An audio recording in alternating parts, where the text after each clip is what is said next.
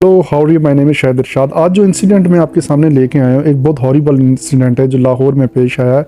12 नवंबर का वाक़या है जो अभी मैं आपके साथ शेयर करने जा रहा हूँ। एक एक्सीडेंट का वाक़या जिसमें 14 साल का अफनान जो कि ड्राइविंग कर रहा था और एक गाड़ी को हिट करता है। ये सारा मामला क्या हुआ, ये कैसे पेश आया, रफ़ाकत साहब जिनकी फैमिली के साथ ये वाक़या पेश आया उन पे क्या बीत रही है इस वक्त, और सोचें ये हादसा हुआ कैसे। इस कहानी का खुलासा मैं आपसे करता हूँ। इससे पहले कि आप मेरे चैनल को लाइक और सब्सक्राइब ज़रूर कीजिएगा।